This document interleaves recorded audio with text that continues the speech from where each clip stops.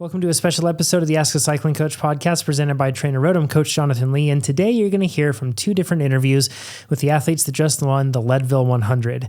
First from Sofia Villafañe from Specialized, and then second from Keegan, Swenson, and Tobin from the Santa Cruz Hit Squad. We're going to go into how they prepared and how they executed to deliver such insane performances, a record-beating performance for Keegan, and stay tuned for some interesting information about how it might be a record-beating performance from Sofia. Anyways, stay tuned for that. Enjoy this. We'll talk to you at the end.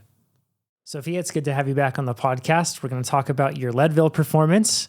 I want to go over the course first, though, if you don't mind, to give people context. So 105.1 miles. I think for everybody that rode the course, like every little bit matters. If you're told it's 100 miles, those last 5 miles hurt quite a lot. About 12,000 feet of climbing, 75% dirt, 22% road, 3% single track.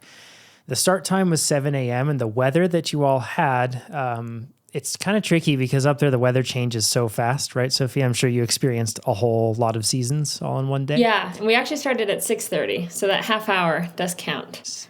Even earlier. Earlier. But it was weird. There was a storm that had rolled in the evening before, and that morning, it actually wasn't as cold as we thought. You know, you kind of get that weird weather where it's stormy, so like the temperature is actually, going up to a lot higher. But yeah, I definitely I thought we were going to get rained on for sure when we were out there. Yeah, and a lot of athletes did get rained on. It was kind of variable weather. But interestingly, so the high for Leadville, if you look at like the forecast, the high was 74, the low was 52, the average was 62. But looking at a lot of your files, it seems like the average was a lot lower than that. You were climbing up really high, far above that. Anyways, the wind was relatively calm, but the most interesting thing about the weather is it was very similar on paper to what was experienced on 2015 when Leadville happened. And that's when the records were set for Albin Lakata and then also on the women's side for Annika Longvad. So close, at least on paper. But I think I saw photos of you all having sun, wind, rain, and a little bit of everything. So with that said, I want to get into this really quick. Your time, and I'm going to put it in some context here. So about 120 pounds or 53 kilograms is your weight. And at sea level, you're just about 5 watts per kilogram, which is where you're at. And then up at Leadville, you're about 4.1-ish watts per kilogram. We're really estimating here, though. I don't think you showed up to Leadville and did an FTP test first thing, Sofia. So. I mean, I did do, when I was there for the Leadville stage race, I did do an effort, and I had a lactate meter with me. That's like actually one of my new training tools for the year to like try to figure out altitude. And that's actually provided me a lot of insight on like just how my like lactate curve kind of goes as I ramp up, and just kind of getting a little insider tip of like, okay, at this wattage I'm at this amounts of millimoles. So I did have a little bit of knowledge, but yeah, not exact. After we record, we have to talk about that because I have really weird lactate, so it'll be interesting to talk to you about this. With that said, you did 100, so your time was 7 hours, 9 minutes, and 48 seconds. You did 191 watts for your normalized power, 169 for your average power. That comes out to about 3.6 watts per kilogram. And then this is always controversial, but if you were to like normalize that for sea level elevation, basically apply that and then change the power out, that would be like doing 4.5 watts per kilogram down at sea level for 7 hours and 9 minutes, which is thoroughly impressive. And I know it's hard to just directly translate that over, but just the same, it's a whole lot closer than just saying 3.6 watts per kilogram if you're trying to understand it from sea level. So hugely impressive. About 0.5 for your intensity factor, or 85% of your threshold. 4,500 calories is what you burns. 14.7 miles per hour is your average speed, or 23.5 kilometers per hour. You stacked up a massive amount of QOMs, but the crazy thing is when you look at it, you had even more silvers, and you were silver to yourself because during the Leadville stage race, you snagged a bunch of the QOMs too. And you were really close to your stage race pace and even faster in some cases, which is thoroughly impressive. On the start, which we'll get into that, but you started off for 6 minutes and 30 seconds. You did 185 watts and you were in the draft holding on. There were some serious accelerations in there, it looks like, too, to hold on to people's wheels. You got the QOM on the single track section from Twin Lakes to Columbine, so that aid station. all the way up to the top of Columbine. It's all climbing. There's a couple little rolling descents in between there. But that took you 1 hour and 21 minutes and 4 seconds, the QOM, by a margin. You did 202 watts normalized for that. Well, that's 3.8 watts per kilogram or 4.7 watts per kilogram if it's elevation adjusted. So like that is hugely impressive. And Sofia, you didn't have the huge drop off. Yours barely tapered. Like yours tapered like most people's taper with like elevation, like what you would expect. But yours stayed even higher than that across that climb. So hugely impressive performance, Sofia. And if I look at it, Annika had the record is 6 hours and 59 minutes and 24 seconds. You had effectively the same average speed, but the course was shorter when Annika did it back then.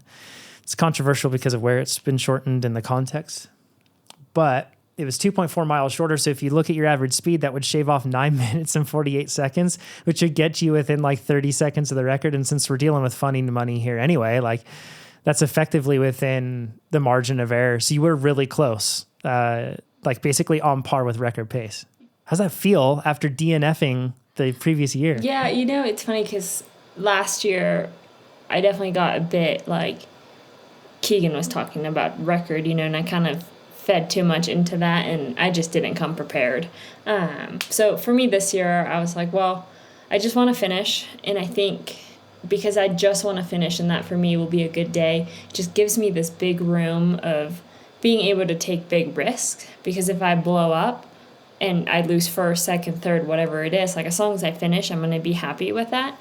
So it was a really unique position for me to tackle a race for. It wasn't even, definitely didn't peak for this race like Keegan did or like a lot of my competitors. I had a really good crusher in the Tusher a month and change ago, had a really good training week after. And then when I was connecting with my coach, she was like, you're going too fast. Like at the rate that you're going, if we like hammer for 2 more weeks at a high volume, like you're going to peak for Leadville, which is great, but that's not your goal. So she was like, we're actually going to take a rest week, kind of put a limit on your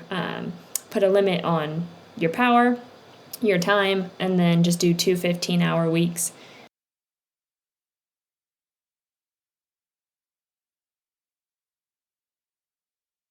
Which for me, like 15 hours, like I remember just looking at everybody riding and telling my coach, like, I feel like I'm not working hard enough, and my friend Haley Batten had to remind me, she's like, sometimes doing more isn't better. And I was like, well, I'll just know that I'm fresh. I've done the stage race. I know what can expect.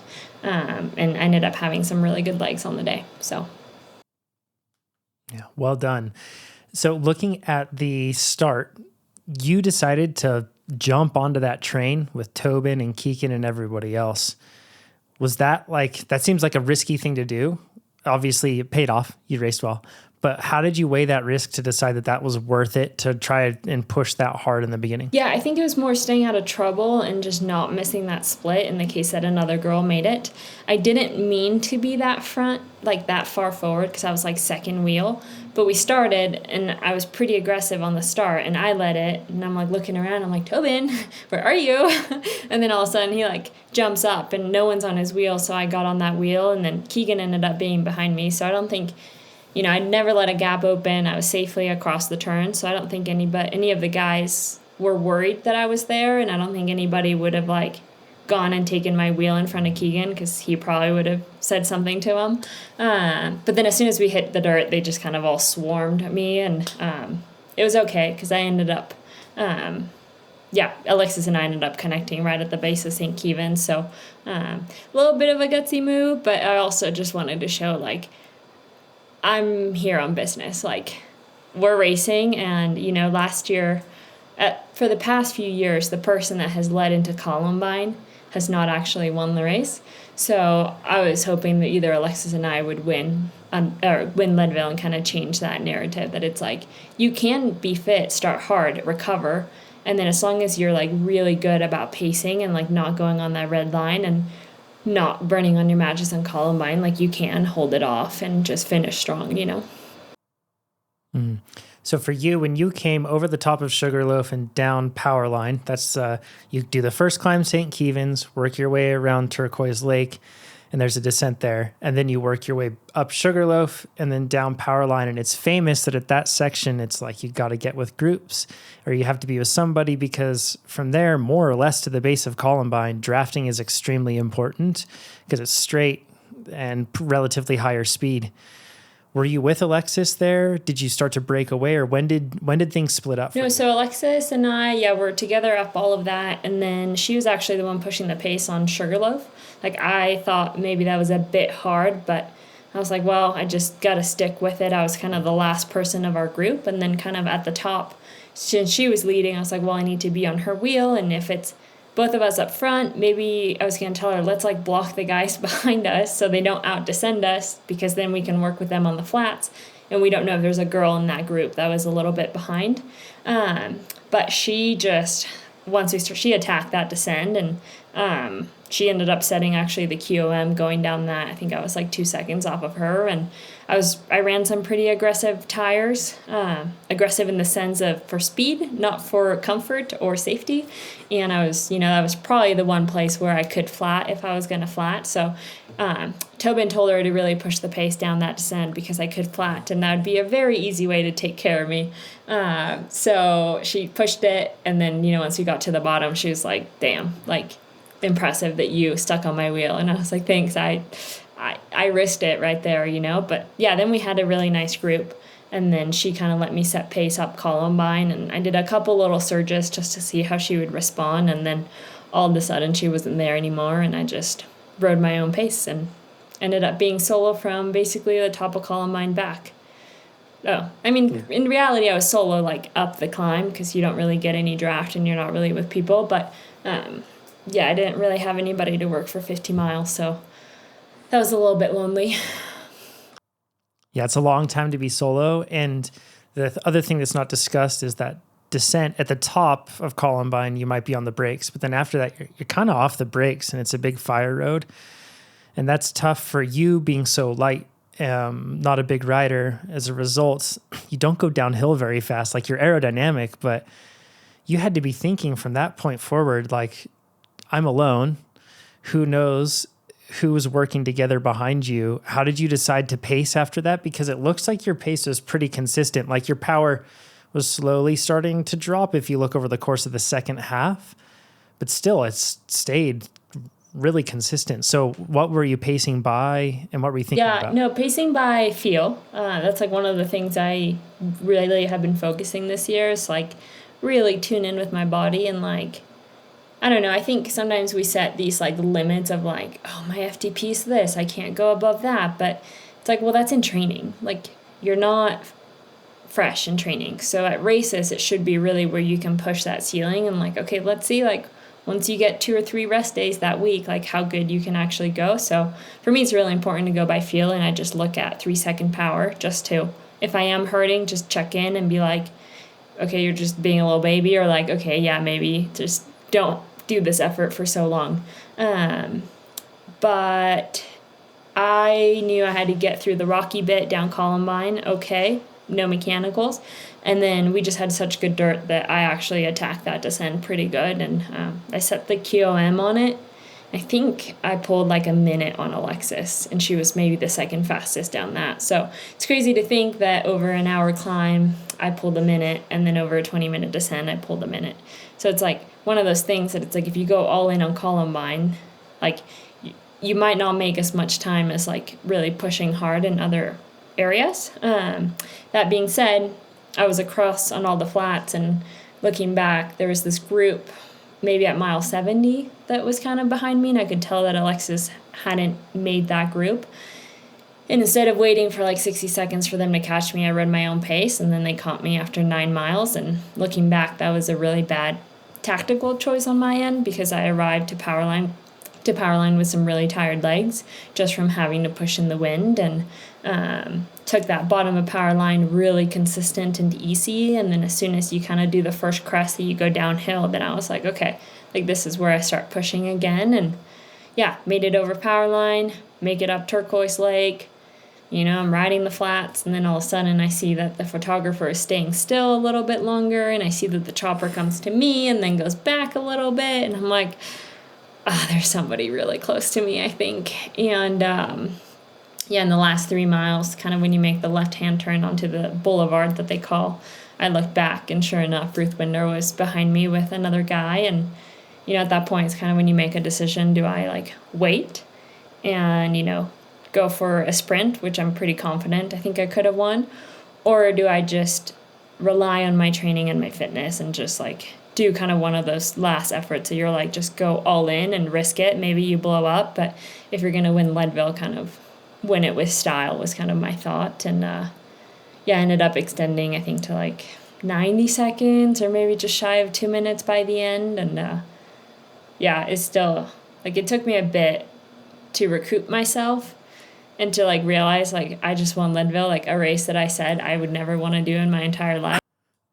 It's just, I've worked so hard on my sustained climbing, on my altitude adaptation, and just, I've changed so much to progress, and just, to win Whiskey, to win Crusher, and then to win Leadville. It's like, okay, like, you can go from being a punchy rider that's, like, focused on VO2 and rides really well at sea level to now being one of the best performing athletes at altitude, in the Grand Prix field.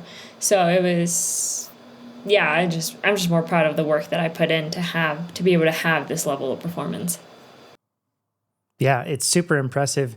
And when you look at that final surge, when you realized Ruth was close, you made that left-hand turn and that final climb to the finish, that power was substantially higher than the rest of the second half of the race. And in fact, it was like your second highest 13 minutes that you had during that race. The first was during the start, but your average power on that last one was even higher because you just had to stay on the gas. So you were able to rally on that final climb and put out almost the highest power of your race for 13 minutes, which is, like, thoroughly impressive. How'd you fuel for this race? Because that's, I feel like, where a lot of people handicap themselves and they simply do not have the ability to put out that sort of power at the end. Yeah, so my fuel sponsor is Never Second. I have the pleasure of working with them starting this year, and just their products just work for me. They're super easy to digest. Like, they have this passion fruit gel that is, like, the most delicious gel I've ever had. Like, I've never enjoyed eating a gel so much in my life. I look forward to it. But basically I had C90 mix, so 90 grams of carbs in all my bottles, and then I took about a gel per hour, and I took 1 caffeine gel kind of going into Powerline. But I average anywhere between 90 to 120. Like, I don't think I ever actually got to 120, but maybe 90 to 100, 105, because I wasn't finishing all my bottles because the temperature was so low. But yeah, it was just, that's why I look at 3-second power and then ride time. And then you kind of know, like, okay, 30 minutes have passed, 40 minutes have passed, like, I need to, take a drink, eat, and really make sure to fuel, because you can eat a lot more earlier on, and then kind of as the race goes on, especially at that altitude, your tummy starts to not cooperate. So, it's better to, like, get a little bit in every couple minutes or every 10, 15 minutes rather than try to have, like, massive amounts of water and fuel, every 30 minutes or an hour. How much liquid did you take in per hour? Do you know roughly? No, because I started with bottle and a half, then I took 1, 2, 3, 5. I maybe had 6 bottles of liquid, like short little bottles. But I know I didn't finish it all, so I would say 4.5 bottles, probably, maybe a bit more. But the weather, it's because of the weather. Like, when it's that cold, you don't have to drink as much. And yeah. On the equipment side, you mentioned the fast tires. What tires were you running, and how much pressure, and were you running inserts? So I ran the Specialized Tracers 47s, which are a gravel tire. They measure about like a 1.8, 1.9 mountain bike tire, so like very, very small. I ran 22, 23 PSI, and then I did have inserts on there as well. And normally I would have probably ran a 32 front chainring, but because I had such small tires, I actually had to go up to a 34. Otherwise, I would have really been spun out, just because those tires are just smaller on the wheel and take less effort to roll them over. So I had to upgrade, which is funny. Yeah. Which bike were you riding? Because you have the Evo and then you have the World Cup. Yeah, no, I raced the Epic World Cup. The guys were on the Evo. I just been vibing with that Epic World Cup. Like it feels like a race bike. I feel like I've never climbed better on any other bike that I've ever owned. Like I don't think I could have climbed on my hardtail as fast as I did, even though you get a weight penalty for the full suspension. And I've just have had a lot of good memories on that bike this year. So why would I try to switch and do something else? So yeah, it's a really cool bike. Did you do anything else special with equipment at all for Leadville? Like, were you like Keegan and chopping bars to specific lengths or doing any crazy stuff like that? The only thing I changed from the stage race to the race was I went from a 90 stem to 100, just because I felt like I was pretty scrunched up. And looking back at it, I maybe could have gone 110 as well. And I didn't want to go to 100 and chop my bars, because then that would kind of get me to the same place that I was before. And then I added some wireless blips as well, just so when I was on the flats or in aero position, I didn't have to break aero position to shift. So that was like a pretty fun thing. I just had like 2 little buttons that I would just go ding, ding, ding, and press. And yeah, I run those on my gravel bike. I have them on my mountain bike, and they're pretty awesome. Yeah, it's a good setup. Sofia, like thoroughly impressive, in your words, a race that you never wanted to do. And then the race that you didn't think that you would probably be able to do well at, and you were on record pace. Like, I mean, quite literally the same average speed as what the record was set before, and world-class power numbers, up at high elevation, you're doing 4.5 watts per kilogram for that race. And that's just like thoroughly impressive. So incredible job. Well done. Where can people follow you, your team, everything else? Our team does not have an Instagram account, but I'm on Instagram, Sophie the Villa. And yeah, no, I'm the most active there. Also on Strava, people want to follow me. I did Payson on his podcast gave me shit for not sharing my rides and what I was doing. So I said, you know what? It's nothing special that I do. I don't think I train that hard. Like, I know I train hard, but it's nothing cool. Like, if people really want to see the simple workouts I have, like, go ahead. Like, my training is 100% tailored to me and very specific to me. So, like, if my competitors want to do my workouts, it probably is not going to work for them, because they're 100% tailored to me. So, yeah, I started sharing it on Strava, so trying to increase those followers. Sofia, great job. Thanks for coming back on the podcast. Cool, thank you. All right, Keegan and Tobin, it's good to have you guys. And now let's talk about your performance at Leadville. First, Tobin, you kicked the whole thing off. How did you feel knowing that your goal and your whole entire mission was to basically blow up at the beginning of a 100-mile race at an average elevation of 10,000 feet when you've been known to struggle riding at elevation before? Yeah, it's definitely not something I love doing, but at the same time, I know I can have a good short burst at altitude. So, it almost took like the stress off performing for the rest of the day.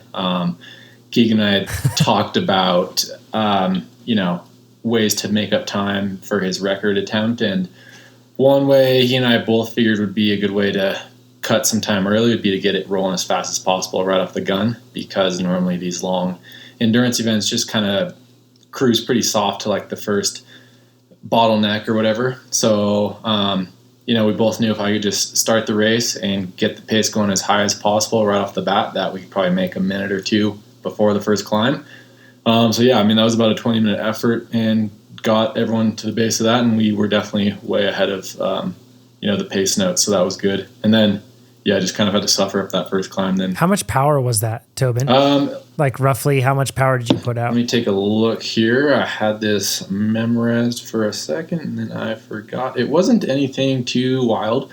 340 normalized for about 20 minutes at 10,000 feet. Awesome. So, whatever that's worth. But the start is a lot of downhill. So it was really just getting it up to speed. I had a 38 ring on. So just get that thing spun out and then keep it spinning at like 110 RPM if I could, and then just try to tuck. And then the minute the road would get flat again, just spin as fast as I could. And like I said, just be going as fast as possible was my goal.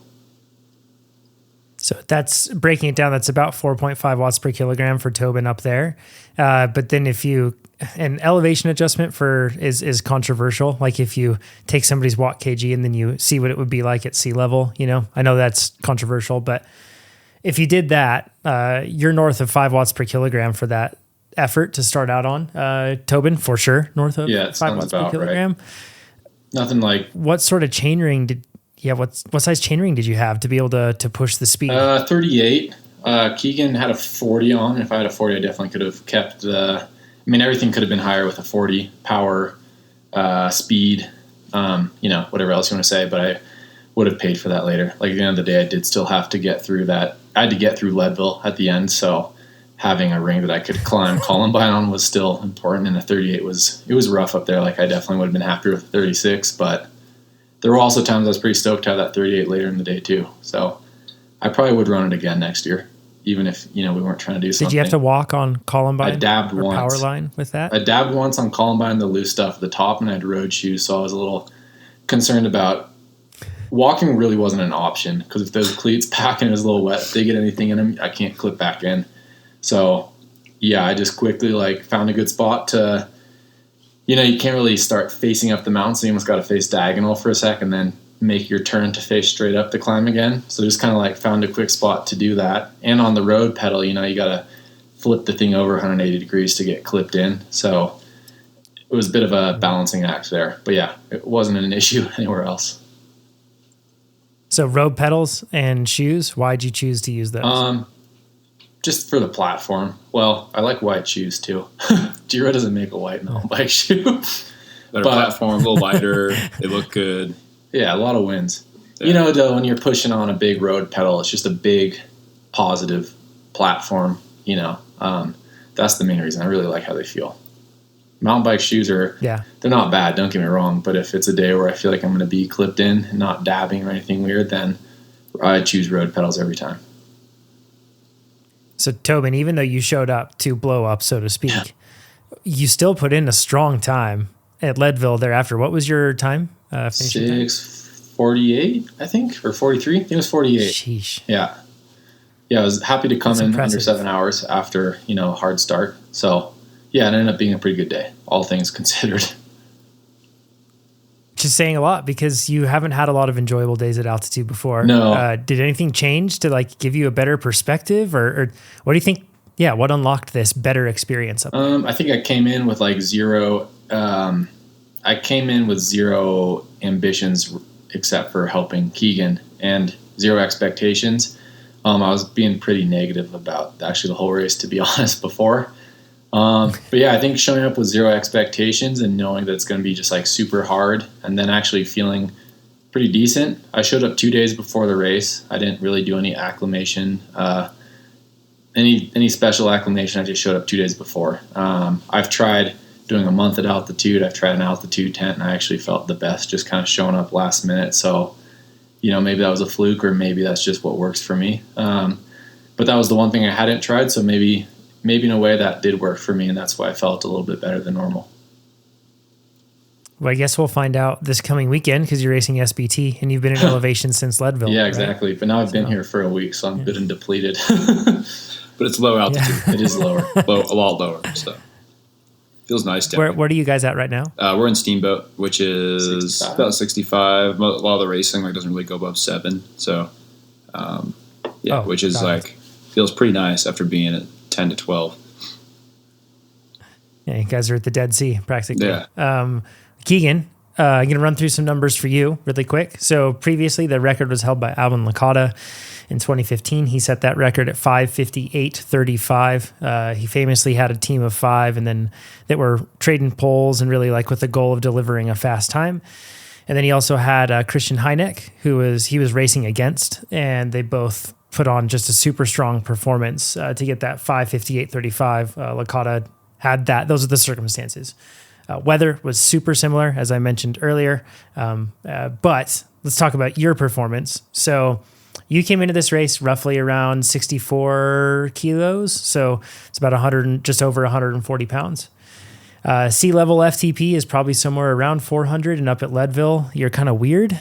So you're probably like around 360 maybe. 360 to 380. I don't know. I mean, it's really hard to say what it is, but we didn't change it. Most people are going to drop like 20%. It is what it is.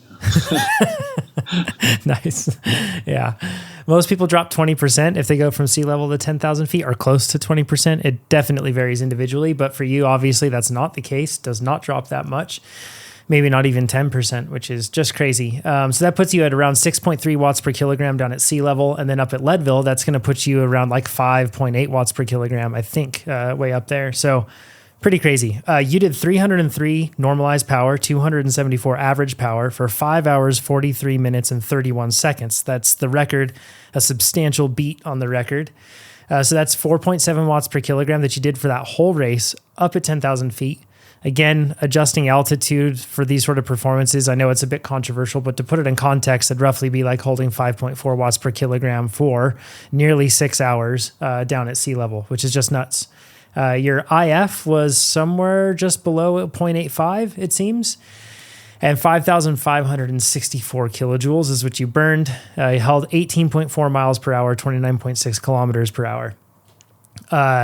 You got so many KOMs, but some notable ones: the bottom of power line to pipeline aid station, the bottom of power line to Twin Lakes aid station, the climb out of Turquoise Lake, the small one after the aid station that's often overlooked, but it's a good spot to get gaps on people or to get gapped off, unfortunately. You got the KOM going up Columbine and down Columbine. And while we're on that, going up Columbine, it took you 51 minutes and 57 seconds. I think it took me like an hour and 20 something minutes, which is just crazy. And you did 327 watts normalized and 5.1 watts per kilogram, or elevation adjusted, nearly 6 watts per kilogram for that climb, which is just bonkers.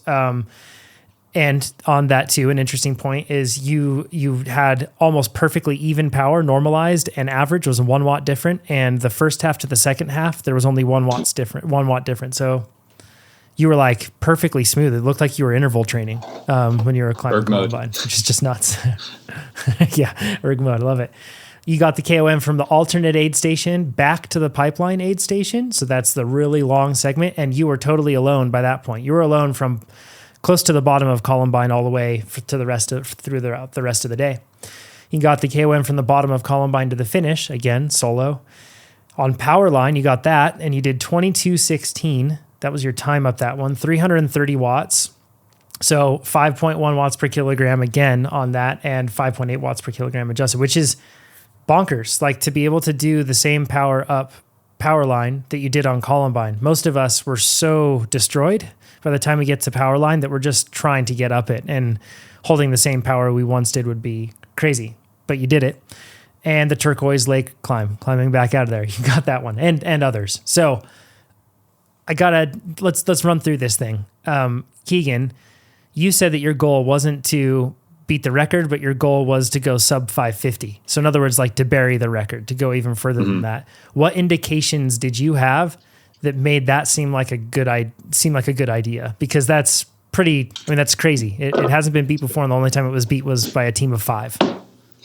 Yeah, I mean, like last year I came up, like a minute and a half short or something on the record, and I was like, man, like if I'm going to beat it, I really want to like make it mine and own it, make it so it's hopefully hard for someone else to beat. Because I figured if I just slid under, like maybe someone could go next year and snipe it with the team or whatever, So I think, I talked to Jim, my coach, and he's like, yeah, I think, like 550 or a hair under is doable. Like it's a reach, but it's within reason. We ran the numbers and it all checked out. And, you and I had also talked about it, and you'd help make that little cheat sheet for time splits throughout the course. And that was also just a hair under 550. And I'm like, all right, we can do this. Like according to the numbers, it's all possible as long as the day goes well and fueling is on and whatnot. So, yeah. And, figure we'd send it and on the way back, like I was slowly kind of negative splitting it and picking up time. And I was like, man, maybe we can do a 545. That would be cool. It'd be cool to really just bury it. So yeah, when I saw I was on pace, I feel like it kind of like gave me more motivation to keep pushing, to really see like what was possible and see how fast I could go. So you mentioned negative splitting. Your first half of the race when you were with a group, you did 298 normalized and 268 average, and that one is up to the top of Columbine. Your second half of the race, and this is including the descent from Columbine, so that's, you know, coasting to very low power. You did 310 normalized and 282 for your average. So you did way more power going back. And the interesting, you know, people were able to work together behind you, everything else, but you were extending your gap that whole time on that second half solo, doing more power. It's hugely impressive. I want to talk a little bit about on your way back, what sort of like, we talked about you had the splits that was motivating to you, but what sort of changes did you make to your equipment on your bike and then on your person so that you would be more aerodynamic? Because I'm sure you anticipated this, like, you know, coming into it, you knew that you were going to likely be solo coming back in. So what changes did you do? Yeah, I mean, as you mentioned, I was pretty confident I'd be solo on the way back. You know, there was like small hopes, like, oh, maybe I'll have someone for a bit on the way back and we can push some time there. But it was pretty evident going to Columbine that I was going to be solo. So, you know, I twisted the throttle a bit more at Columbine and kind of risked it a little bit on pacing. I was like, I think I should be able to do this, but the climbs are the best place to really make a bunch of time when you're alone. You know, your work just goes a lot further. So, you know, I pushed the pace a little bit at Columbine, was able to go a fair bit faster up that and come in a bit under our pacing plan at the top, and probably had 5 or 6 minutes on, you know, the group behind at that point. So on the way back, you know, I knew I was going to be alone. And really for me, I made it like the goal of really just staying as aerodynamic as possible. You know, I had bar tape on my bars and I had blips on there so I could stay tight the whole time. Spent a lot of time like fully, you know, puppy pawed over the bars, just draping the hands over, which is the fastest. In my mind, I know that like that position is probably worth like 30 or 40 watts. So I figured if I can get down there and push, you know, 300 or so, then that's actually like doing 330 or whatever upright. So I figured that was efficient and was able to gain a lot of speed that way. And also like, it's like made a simple goal of like, whenever it was falls flat downhill, just spin the 40-10 out. And I knew I'd be going really fast. So it's kind of like those little things that, you know, kept me going like, all right, if you just spin this out, just make that the goal. I didn't even look at power. You know, I was like, all right, just tap this out, at least do over 100 RPM in this gear and you're going to be really ripping.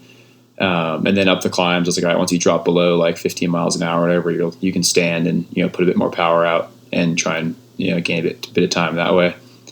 And yeah, whenever I was on the pavement, just stay low and stay tucked and keep the head down, and really also fueling too. You know, I had a timer set on my Garmin that was going off every 30 minutes to remind me to eat and drink, especially when it's cool out. It gets kind of hard to remember to eat sometimes and drink when it's not super hot, but it's you know, just as important. So, fueling. What did you eat was a big thing. in terms of grams of carbs every hour? How many grams of carbs did you take in? How much sodium and like how much fluid? So I made this like pacing plan with Tobin not pacing, sorry, like a fueling plan, you know, on the back of the Leadville poster.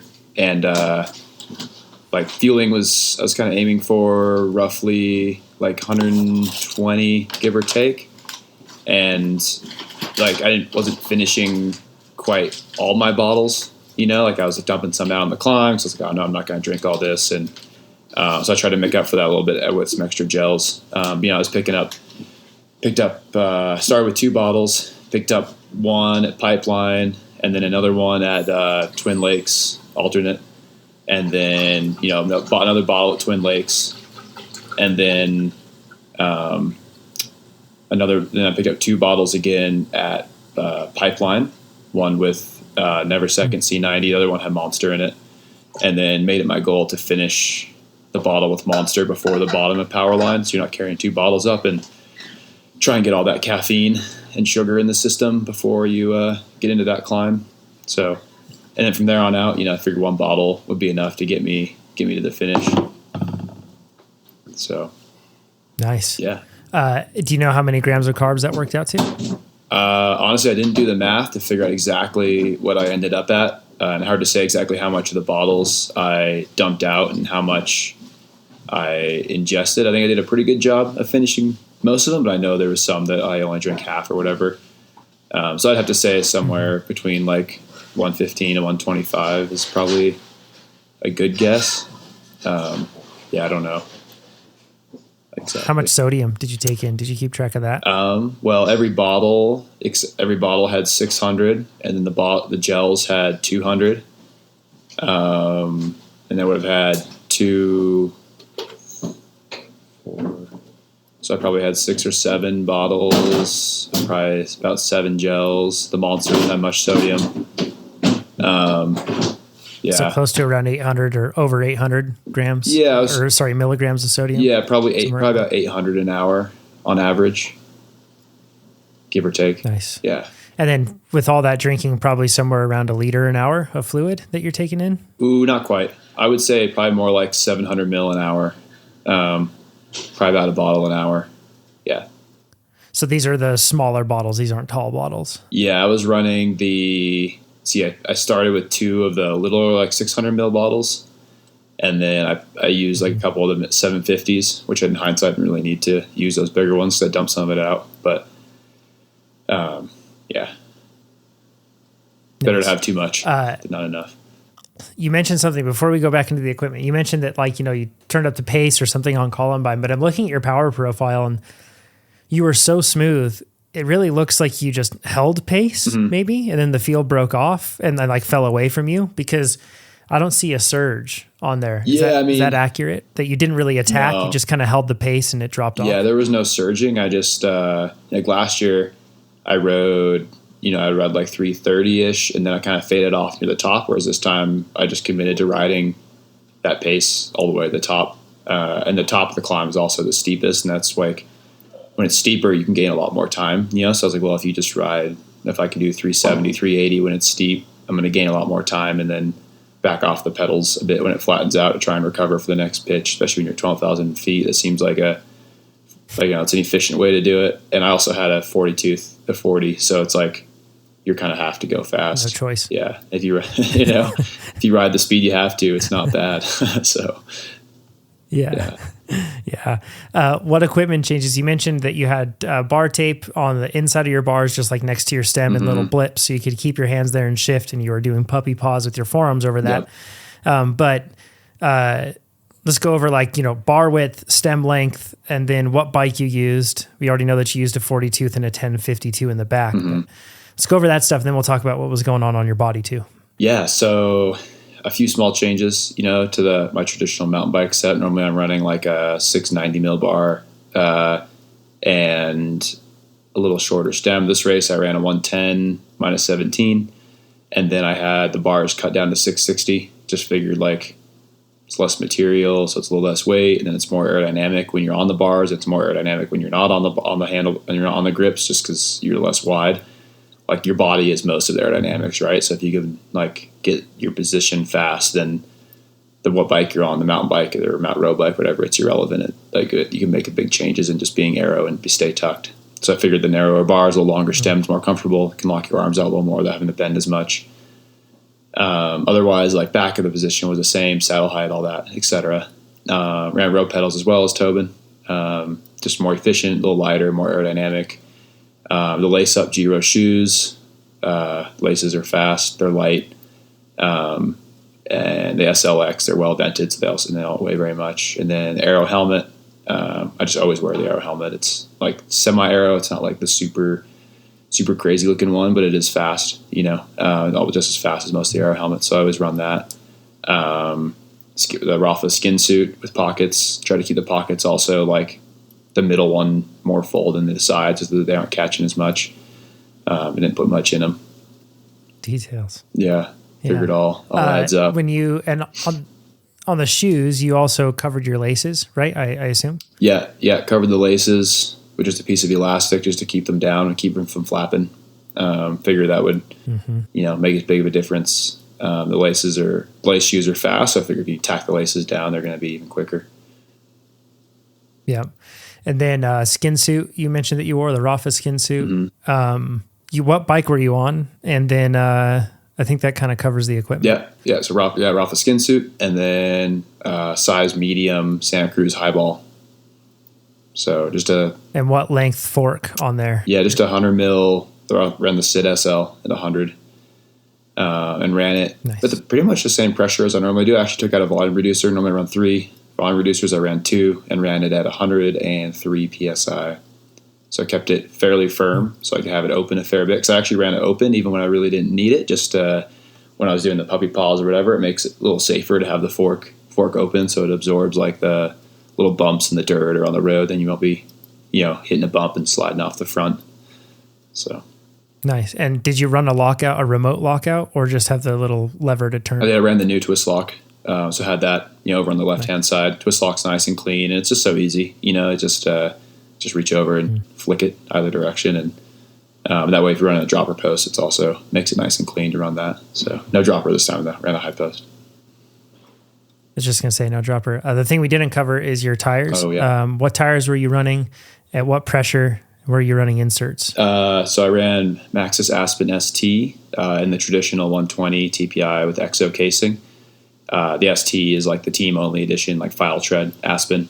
And then ran those at 21 front, 22 PSI rear, no inserts this time. And then reserved maybe some custom wheels that had the GR25 gravel rim laced to a DT180 mountain bike hub to fit the boost on the high ball. Light. Yeah, super light. Saves like 35 grams of rim over the 28s, which are mountain bike wheels. So they're super light. Those are already light wheels, so they were likely about 1,200 grams or so. And then it makes it fit the profile of the 2.2 a bit better. That was a big reason I wanted to do it. So the tire makes it a little more round instead of being so square, so less rubber on the ground and maybe a hair more aerodynamic. Mm-hmm. And then, it also, the wheel is a bit more compliant, a little more supple just because there's less carbon. And then the straight pull spokes also make it a bit more compliant. So all those things add up when you're riding a hardtail. And you're running hard. I was running hard pressure as well, just so I didn't want to flat, and so they roll fast. So having a bit more compliant wheel makes a big difference. Nice. So you're passing more of the compliance into the wheels instead of into the tires. Exactly. And since you're losing compliance because you have a hardtail anyway. So yeah, makes sense. Keegan, caffeine was the last thing. You mentioned that you took in Monster. Did you take in caffeine anywhere else? No, just a bit of coffee with breakfast, but nothing crazy, just 2 cups, and then just the caffeine and the Monster at the end. So I don't like to, you gotta be careful with caffeine when you're racing at races this long, I think. And especially at altitude, you gotta be careful. Yeah, send you through highs and lows. Exactly. Yeah, for sure. All right. Is there anything, what do you leave out on course that you think that advantages that you think you can get and go back and beat the record? Do you think there's any room for that for you to improve? I think in terms of like equipment or dynamics, I think we pretty much nailed it. Sure, there's always room. I could maybe get a little bit lower, tuck a little more. The dirt was good, so I was able to descend fast. I think the only room left for improvement is like a bigger motor, maybe if I could get more power and push a bit more on the flats and on the climbs, that's really it. But I don't think there's a whole lot left. In terms, I think I pretty much executed it about right. Sure, you can gain more time on the way out if you had a team dedicated to just riding absolutely out of their skin to the bottom of Columbine, and I sit it and do nothing. Obviously you could go faster that way, but as a race as it was, I had Tobin for the first 20 minutes and then was on my own at the mercy of how fast the pack wanted to ride. But luckily, this race was as competitive as it's ever been, if not more so this year. So everyone was pushing, and at the bottom of power line, the race always splits, kind of going up Sugarloaf, and then you go down, and the race also blows up there. So you hit the bottom of power line, and everyone wants to work to keep that split, right? You don't want the guys who you already dropped to come back. So I think it's in everyone's best interest to ride and not play too many games. So I think it worked out quite well, and in that way the pace was fast, and no one was sitting in and causing problems. So. It's quite interesting that when you were with a group based on the time splits that we generated, you were hitting your time splits all within a minute, north or south of them, for a long time with the group. And then, like you said, even up to the top of Columbine. And then, man, when you came back, you really turned it up. But super impressive. Keegan, I think this, well, I mean, this is already the case, but this should put everybody on notice that this is like, you are truly unique and world-class, particularly at altitude. Like, not many cyclists have done a performance like this up at altitude and that sort of altitude, because we don't even see this sort of altitude in like pro road racing. So impressive job, man. Thank you. Way to go. Yeah, for sure. And if people want to follow you and the team and everything else, how can they do that? Yeah. So I've got, Instagram account, Kegels99 there. And then we have the Hit Squad Instagram account, which is ht.sqd. Trying to keep that updated with, Tobin and I's shenanigans. And then, I'm always up on Strava posting everything there. So you can see, what I'm doing for training, numbers, routes, whatever. It's all public. So yeah, go give me a follow and you can see what we're up to. Awesome. Cool. I'll put those links down below. Thanks a bunch. Yeah. Keegan. Thank you. We hope you enjoyed that special episode of the podcast. And if you did, the best way that you can show your appreciation is helping this podcast get to more people. And the way you can do that, there's a ton of them. You can go to Spotify and rate the podcast. That helps it come up in search rankings for people.